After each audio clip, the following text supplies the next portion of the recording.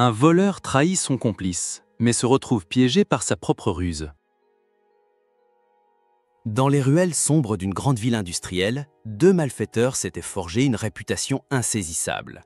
L'un, Adrian, était reconnu pour son esprit calculateur et sa froideur implacable. L'autre, Jonas, avait la force et le courage nécessaires pour exécuter les plans les plus risqués. Ensemble, ils formaient une alliance redoutée par tous. Mais derrière chaque sourire complice se cachait déjà la graine de la trahison. Adrian observait son partenaire avec une ambition dévorante, rêvant du jour où il n'aurait plus à partager les butins ni la gloire. Ce pacte, scellé par le crime, était destiné à se briser. Et le destin semblait déjà préparer une revanche cruelle. Un vieux bijoutier, réputé pour dissimuler ses richesses dans les caves de la ville, devint leur nouvelle cible. Adrian proposa un plan audacieux, un tunnel creusé sous les fondations. Jonas, malgré ses doutes, céda à la conviction glaciale de son partenaire. Les nuits suivantes, ils travaillèrent dans le silence étouffant de la terre, respirant la poussière et sentant le poids des pierres au-dessus de leur tête. Chaque coup de pioche rapprochait Jonas de la fortune. Mais Adrian, lui, y voyait une autre opportunité, faire de cette opération la dernière qu'ils partageraient ensemble. La cupidité se mêlait déjà au parfum de la trahison. À mesure que les jours passaient, Jonas commença à remarquer des détails troublants. Adrian disparaissait souvent, revenant avec des excuses vagues et un sourire énigmatique. Leurs échanges, autrefois francs, devinrent lourds de silence. Jonas sentait grandir une méfiance qui le rongeait de l'intérieur. Pourtant, il choisit de taire ses soupçons, préférant croire que l'appât du gain effacerait toute divergence. Mais Adrian, dans l'ombre, tissait sa toile. Chaque regard fuyant, chaque mot tranchant était une promesse silencieuse d'un piège déjà prêt. Le poison de la méfiance s'infiltrait entre eux comme une fissure invisible mais inévitable. La nuit du cambriolage arriva.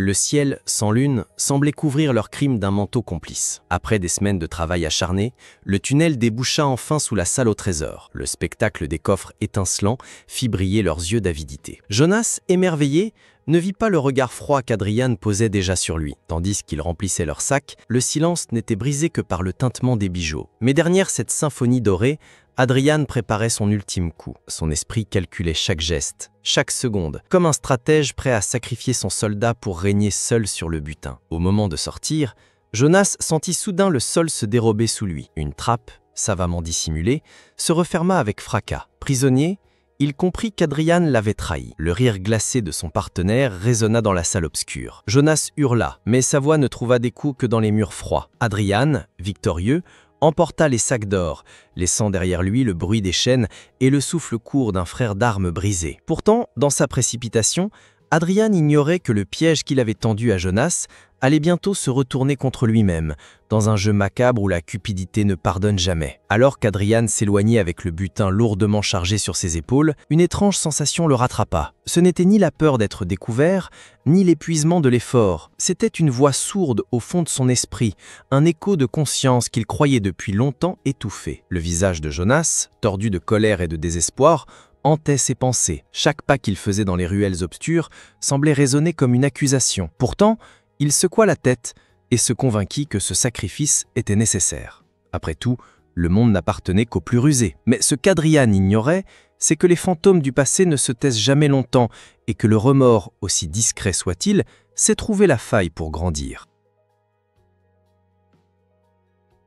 Pendant qu'Adrien savourait sa victoire, les autorités, alertées par l'effraction, s'étaient lancées à sa poursuite. Les gardiens de la ville fouillaient chaque ruelle, chaque entrepôt avec une précision implacable. Jonas, toujours prisonnier de la trappe, entendait au loin les échos des voix et le fracas des pas. Son cœur s'embrasa d'un nouvel espoir. Peut-être qu'Adrien ne profiterait jamais de sa trahison. Mais le dilemme était cruel.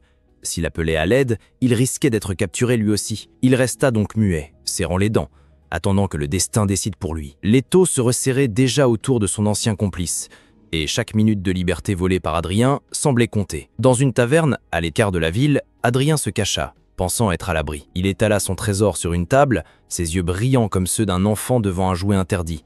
Mais la solitude pesa sur lui plus que prévu. Le silence, autrefois signe de victoire, résonnait maintenant comme une condamnation. Il se remémora les années passées aux côtés de Jonas, leur fuite commune, leur victoire partagée. Chaque souvenir ressemblait désormais à une promesse trahie. Adrien tenta de se convaincre que l'or valait mieux que l'amitié. Mais son cœur, malgré son avidité, connaissait la vérité. En détruisant Jonas, il avait brisé l'unique lien qui le protégeait vraiment du monde extérieur. Pendant ce temps, la rumeur du cambriolage s'était répandue comme une traînée de poudre.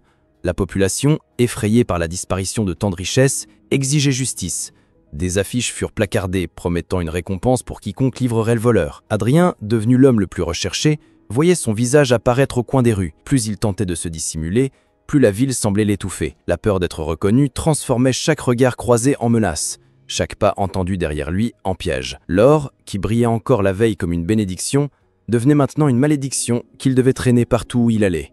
Jonas, laissé pour mort dans la trappe, réussit finalement à forcer un passage avec une pierre trouvée dans l'obscurité. Épuisé, blessé, mais animé par une rage ardente, il se jura de retrouver Adrian. Sa soif de vengeance remplaça toute peur, et chaque pas hors de ce tombeau improvisé était guidé par un seul objectif, faire payer son traître. Les cicatrices sur ses bras et la douleur dans ses muscles ne firent qu'alimenter sa détermination. Jonas n'était plus le partenaire loyal qu'Adrian avait connu. Il était devenu un chasseur, prêt à traquer son ancien frère d'armes jusque dans ses derniers retranchements. Jonas sortit des souterrains avec la rage au ventre et l'intelligence aiguisée par la douleur. Il savait qu'il ne pourrait pas battre Adrian par la force seule. Il lui faudrait des informations, des outils et une méthode. Dans un atelier étroit saturé d'odeur de limaille, il retrouva Adria, une vieille serrurière qui avait plus de secrets que de clés sur son anneau. Elle connaissait les mécanismes qu'Adrian aimait fabriquer. Contrepoids, gâchette retardée, fil quasi invisible, serrure inversée où la solution se trouve dans l'erreur. Jonas posa sur l'établi quelques bijoux abîmés, sa seule monnaie d'échange, et demanda à un prêt de savoir. Adria examina les griffures, les angles,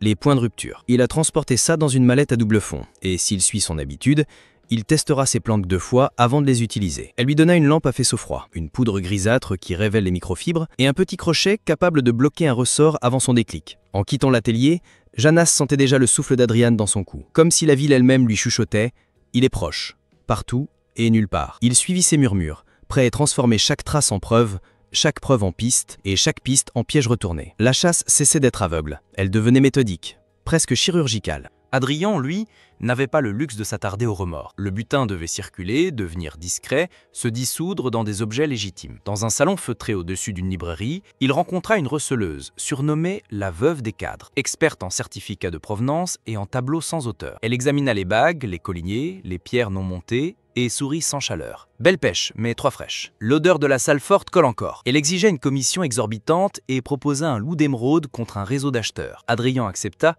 mais installa une précaution. La mallette d'échange contenait un dispositif à pression qui, mal manié, aspergerait de teinture indélébile quiconque tenterait d'ouvrir sans le code. Le marché fut rapide, silencieux, presque cordial, puis une ombre passa sur la vitre. Adrien crut voir un visage familier dans la ruelle, une silhouette aux épaules reconnaissables. Il eut un battement de cœur trop fort, un pas en arrière, et la veuve haussa un sourcil. Paranoïa utile, dit-elle, mais la peur finit toujours par coûter plus cher que la prudence. Adrien comprit qu'il devait fragmenter davantage le trésor et disparaître avant que la récompense affichée le matin ne fasse du moindre passant un chasseur. Le mensonge avait besoin d'un reflet.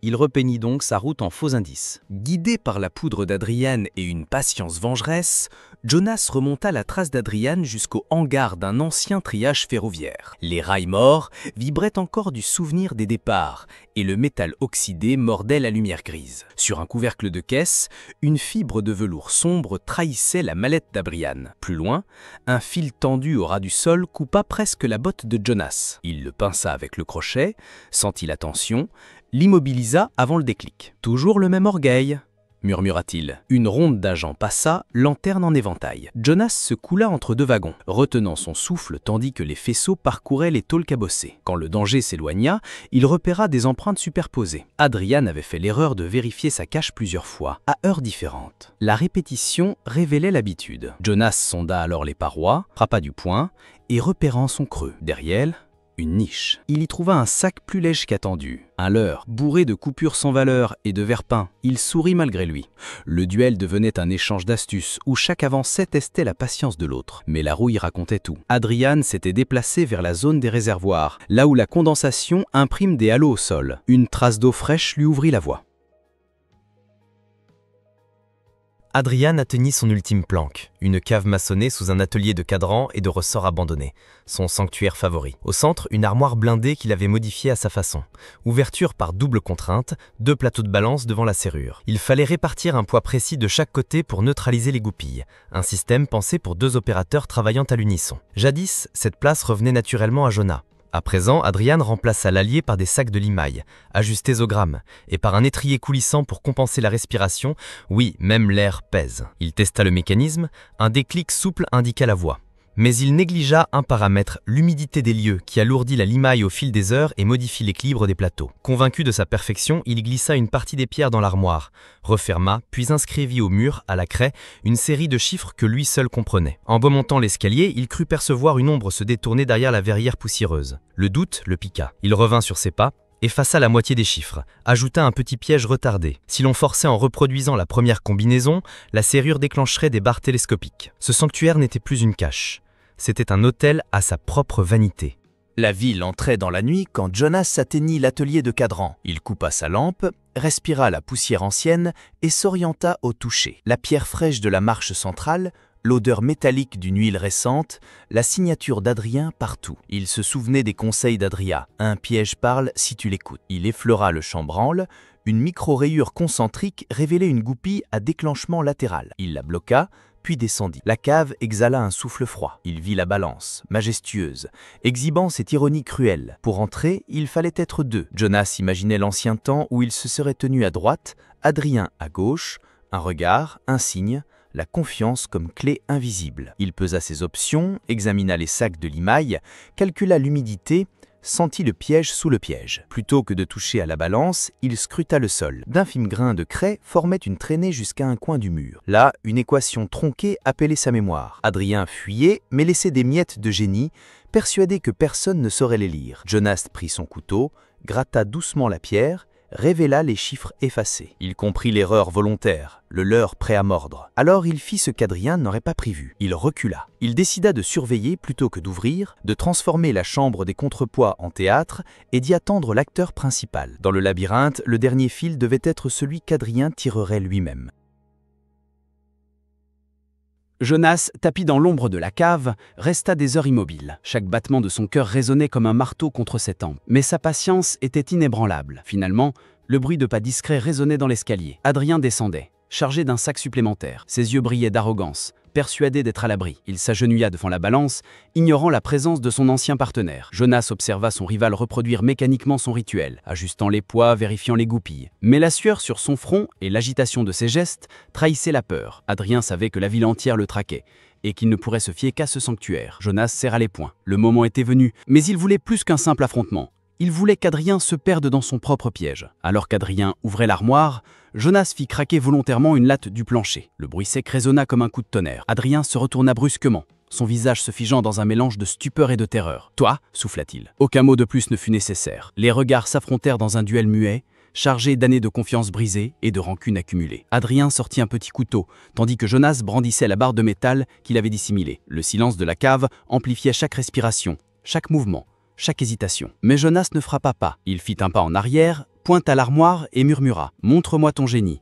Une dernière fois. Adrien, piqué dans son orgueil, s'agenouilla de nouveau, convaincu qu'il pouvait prouver sa supériorité. En ajustant les sacs de limaille, Adrien ne réalisa pas que l'humidité avait encore alourdi la charge. La balance, déjà instable, ne supporta pas la pression. Un déclic métallique retentit suivi d'un grondement sourd. Les barres télescopiques qu'il avait installées jaillirent comme des lances, bloquant la sortie. Adrien sursautait, tenta de corriger l'équilibre, mais ses propres calculs le trahirent. L'armoire claqua brusquement, piégeant ses mains entre les contrepoids. Son cri résonnait dans la cave, mélange de douleur et de panique. Jonas, témoin silencieux, vit le masque de supériorité se fissurer. Adrien était prisonnier de sa propre invention, incapable de se libérer. Le piège, pensé pour éloigner les intrus, devenait son tombeau. Le souffle court et les mains écrasées, Adrien implora Jonas. Sa voix, autrefois glaciale et arrogante, tremblait comme celle d'un enfant perdu. « Aide-moi, reprenons tout à zéro ». Jonas s'approcha lentement, son visage figé par la rage et la douleur des trahisons passées. Chaque souvenir lui traversait l'esprit. La trappe, l'abandon, les cris étouffés dans le noir. Il observa son ancien complice prisonnier et se pencha près de son oreille. « Tu voulais prouver que tu étais plus fort, voilà ta preuve. » Adrien tenta encore de marchander, de promettre des richesses, mais Jonas resta impassible. Le poids de la justice, plus lourd que tout l'or du monde, s'était déjà abattu. Jonas quitta la cave en silence, laissant Adrien enchaîné à son propre génie destructeur. En remontant vers la surface, il sentit pour la première fois une étrange paix intérieure. La vengeance avait trouvé son équilibre. Dehors, les lanternes des gardiens illuminaient la nuit. Jonas ne s'enfuit pas. Il se livra volontairement, conscient que la prison valait mieux que la chaîne invisible de la haine. Adrien, lui, ne fut jamais revu. On raconte que la cave, scellée, devint son mausolée, et que ses cris résonnèrent longtemps dans les pierres avant de disparaître. La ville se souvint de l'histoire comme d'une parabole. La cupidité trahit toujours ses propres maîtres. Et vous, cher lecteur, si cette histoire de trahison et de revanche vous a captivé, n'oubliez pas de vous abonner pour découvrir d'autres récits où le destin frappe toujours au moment inattendu.